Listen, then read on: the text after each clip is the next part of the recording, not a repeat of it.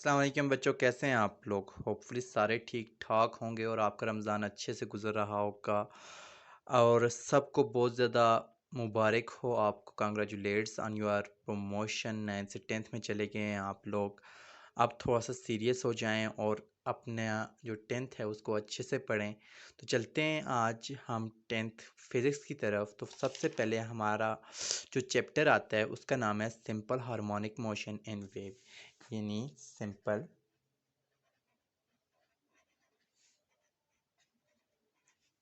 Harmonic motion and wave. अब ये नहीं कंफ्यूज हो जाना कि सिंपल हार्मोनिक मोशन पता नहीं किस ब्लॉक का नाम है। जैसे हम काइनेमेटिक्स में हमने आपने क्या पढ़ा था, मोशन के बारे में पढ़ा था ना। काइनेमेटिक्स में, डायनामिक्स में आपने मोशन के बारे में पढ़ा था। तो ये भी बेसिकली एक टाइप है मोशन की, सिंपल हार्मोनिक मोशन। और अगर बात की जाए तो सिंपल हार्मोनिक मोशन जिस चीज़ के ऊपर बेसिक बिल्डिंग है वो ऑसिलेशन है। तो ये लाजमी नहीं है कि हमारे पास हर टाइप की ऑसिलेशन है तो वो सिंपल हार्मोनिक मोशन होगी, बिल्कुल भी ये नेसेसरी नहीं है। और अगर देखा जाए तो हमारे पास ये जो सिंपल हार्मोनिक मोशन है ये बेसिकली बिल्डिंग ब्लॉक है आपके पास, ठीक है। बिल्डिंग ब्लॉक है आपके पास वेव्स की, लेकिन बजाते खुद एक वेव्स नहीं है। यानी आप इसको कह सकते हैं कि आपके पास जो सिंपल हार्मोनिक मोशन है ये बिल्डिंग ब्लॉक ऑफ वेव्स है। लेकिन आप इसे नहीं कह सकते कि ये आपके पास नॉट अ वेव, ठीक है। ये आपके पास वेव नहीं है, लेकिन बेसिक जो आपके पास आती है ये आपके पास क्या आ जाती है, बेसिक आपके पास बिल्डिंग आ जाती है, ठीक है। Building block of wave. अब एक बात और आप अपने माइंड में याद रखें कि ये जिस चीज़ के ऊपर मैटर करती है वो है ऑसिलेशन। तो सबसे पहले हम देखेंगे कि हमारे पास ऑसिलेशन क्या है और ऑसिलेशन की वजह से क्या चीज़ प्रोड्यूस होती है। तो हमारे पास अगर बात की जाए तो डेली लाइफ में आपको बहुत ज़्यादा एक्सपीरियंस होगा। जैसे ये मैं कंसिडर कर लेता हूँ कि आप लोग किसी पार्क में जाते हैं और यहाँ पे झूला लगा हुआ है। तो यहाँ पे लेट्स सपोज को यहाँ पे जाके बैठ जाता है, ठीक है। तो झूले के ऊपर जब आप बैठते हैं तो ये क्या करता है, अपनी मेन पोजीशन के आगे पीछे मूव करता है या नहीं करता, करता है ना। इस तरह आपके पास जो पेंडुलम वाली वॉचेज़ होती हैं वो अपनी मेन पोजीशन के इर्द गिर्द मूव कर रही होती हैं। इस तरह सम टाइम आपके पास गाड़ी वगैरह होती है, जब उसको जर्क लगती है तो वो भी अपनी मेन पोजीशन के ऊपर नीचे थोड़ा सा मूव करती है। इसके अलावा अर्थक्वेक हो गया तो अर्थक्वेक में भी आपके पास क्या हो जाती है, मोशन हो जाती है। इसके अलावा आपके पास स्ट्रिंग है, ठीक है। अगर गिटार की स्ट्रिंग है तो आप उसको थोड़ा सा वाइब्रेट करेंगे तो क्या करेगा, साउंड प्रोड्यूस करेगा। तो बेसिकली उसमें भी क्या होता है, ऑसिलेशन होती है। इसके अलावा अगर मैं बात करूं, सम टाइम आपके पास से कोई बर्तन वगैरह गिर जाता है, तो बर्तन वगैरह गिर जाता है तो आप देखेंगे वो थरथरा रहा होता है, ठीक है। थरथरा रहा है मतलब ऑसिलेट कर रहा है, सही है। इसके अलावा अगर बात की जाए आपके पास तो ट्यूनिंग फॉक होता है, और आप जब उसको रबर पैड के ऊपर मारते हैं तो वो भी आपके पास साउंड प्रोड्यूस करना शुरू कर देता है। यानी यहाँ से एक बात समझ आती है कि आपके पास अगर हमें जो आवाज़ सुनाई देती है वो बेसिकली एक वेव होती है।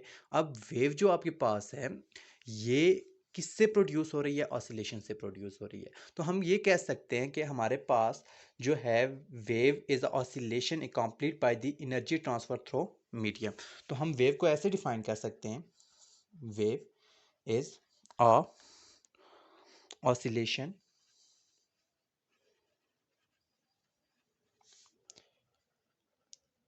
accompanied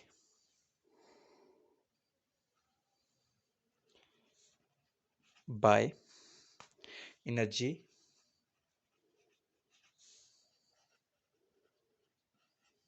transfer through medium.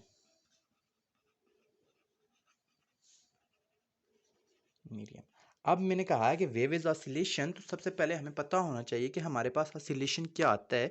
तो ऑसिलेशन को हम कुछ इस तरह से डिफाइन करेंगे, जैसे अभी मैंने आपको इतनी सारी एग्जांपल दी है ना, तो वो आपको सुन के ये एक बात माइंड में आज की होगी कि हमारे पास oscillation basically to and fro motion और अप एंड डाउन, ठीक है।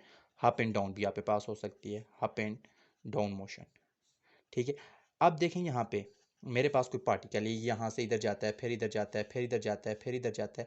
अब ये इसका मेन पोजीशन है, इसके इर्द गिर्द ये मूव करता रहता है, लाजमी ये यहाँ से जाए यहाँ तक आएगा, फिर हो सकता है एक दफ़ा ये ज़्यादा डिस्टेंस ट्रैवल कर दे, कम कर दे, लेकिन एक मेन पोजीशन के इर्द गिर्द ये मूव कर रहा है, तो इसको मैं क्या कहूँगा, ऑसिलेशन है।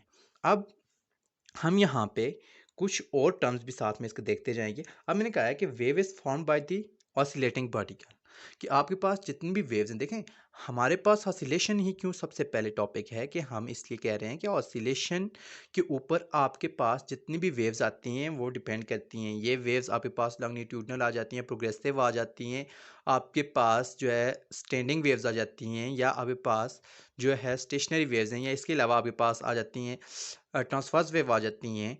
ये सारी की सारी वेव्स आपके पास ऑसिलेशन के ऊपर डिपेंड करती हैं। डेट्स वाई आपके पास ये जो simple harmonic motion and waves है, ये आपके पास इंतहाई इंपॉर्टेंट टॉपिक है, और आपको ये भी पता होना चाहिए कि ये इसको साइंस की एक ब्रांच में भी स्पेसिफाई किया गया है, कि आप ऐसी ब्रांच जिसमें ऑसिलेशन को स्टडी करते हैं, ठीक है, उसको ऑसिलेशन कहते हैं, ठीक है, सही है। ये 9th में आप लोग पढ़ भी चुके हैं। इसके अलावा आपके पास ये जितनी भी मैकेनिकल ऑसिलेशन या वाइब्रेशंस होती हैं, ये न्यूटोनियन मैकेनिक्स के ऊपर होती हैं, ठीक है। यानी आपके पास ऑसिलेशन और वाइब्रेशन ये जितनी भी हैं आपके पास डिपेंड अपॉन न्यूटोनियन मैकेनिक्स, ठीक है। और ये न्यूटोनियन मैकेनिक्स के हम रूल को फॉलो करते हैं और तब यहाँ पे बनता है। अब एक और बात मैं आपको बता दूँ यहाँ पे, कि आपके पास जो repeated back and fourth motion होती है, ठीक है, टू एंड फ्रो या बैक एंड फोर्थ मोशन भी आप इसको कह सकते हैं, ठीक है, ये आपके पास जो है वेव्स प्रोड्यूस करती है, और वेव्स ही आपके पास आगे जाके एसी जो चैप्टर आपके पास आ जाता है, एसी वेव्स आ जाती हैं, साइनोसाइडल वेव्स आती हैं, ये सारी की सारी आपके पास इसके ऊपर डिपेंड कर रही हैं। अब एक और बात आपने अपने माइंड में याद रखनी है, कि आपके पास जो सिंपल हार्मोनिक मोशन है, ठीक है, वेव्स का तो हमें पता चल गया कि ऑसिलेशन के ऊपर डिपेंड करती हैं। अब सिंपल हार्मोनिक मोशन या सिंपल हार्मोनिक मोशन को आप SHMB कहते हैं, ठीक है, एस सिंपल हार्मोनिक मोशन। अब सिंपल हार्मोनिक मोशन जो है वो हमारे पास क्या है, पीरियोडिक मोशन के ऊपर, पीरियोडिक मोशन के ऊपर डिपेंड करता है, ठीक है। पीरियोडिक मोशन आपके पास वो मोशन होती है जो अपने आप को रेगुलर इंटरवल के अंदर अंदर क्या करती है, मूव करती है, या अपने आप को रिपीट करती है। सो आप जो है पीरियोडिक मोशन को इस तरह से डिफाइन कर देंगे कि the motion which repeat itself in regular interval of time is called periodic motion. अब हमारे पास इसके बाद हम जो है ब्रीफली अपने टॉपिक्स को स्टडी करेंगे। ये तो था हमारे पास टोटल इंट्रोडक्शन। अब हम कौन कौन से टॉपिक्स इसमें पढ़ेंगे, ये वन बाय वन हम जो है इनको डिस्कस करते हैं। पहली चीज़ जो हम पढ़ेंगे 10.1 में, वो हमारे पास आ जाती है ऑसिलेशन और वेव, ठीक है, ऑसिलेशन और वाइब्रेशन, सॉरी, लेशन और वाइब्रेशन, और इनके साथ कौन सी टर्म्स रिलेटेड हैं ये वाली पढ़नी है। सेकंड जो 10.2 में हमने पढ़ना है वो है सिंपल हार्मोनिक मोशन। 10.3 में हमारे पास आ जाएगा motion of a mass attached to string, motion of mass attached to spring, ठीक है, सिंपल हार्मोनिक मोशन का भी बता दिया। इसमें आपके पास यही होगा कि आपके पास कोई मैस अटैच है स्प्रिंग के साथ। अब फोर्थ में आपके पास सिंपल पेंडुलम आ जाता है,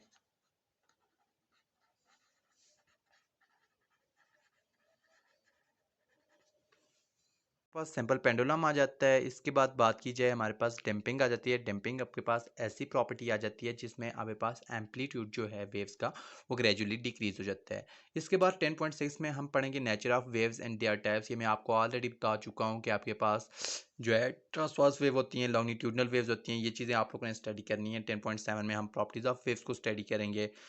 इसके अलावा ये बात याद रखनी है आप लोगों ने कि ये चैप्टर आपके पास बहुत इंपॉर्टेंट है, क्योंकि ये आपके पास फर्स्ट ईयर में चैप्टर नंबर 7 और 8 में इंक्लूडेड है। इसके अलावा सेकंड ईयर में आपके पास चैप्टर नंबर 5 आ जाता है एसी, ठीक है, और वहाँ पे भी आपके पास मोस्टली जो है ये आपके पास डिपेंड करता है इस चैप्टर के ऊपर। सो आप इस चैप्टर को अच्छे से पढ़ें, ठीक है, अच्छे से समझने की कोशिश करें ताकि आपके बेसिक भी स्ट्रॉन्ग हो जाए, ठीक है। और ऑलरेडी मैंने कहा है कि ये आपके पास बेसिक बिल्डिंग ऑफ वेव्स है, ठीक है। खुद तो वेव नहीं है लेकिन बेसिक बिल्डिंग ऑफ वेव है। सो आप लोगों को जितना अच्छा ये चैप्टर आएगा, इतनी अच्छी अंडरस्टैंडिंग आपकी वेव्स के साथ हो जाएगी।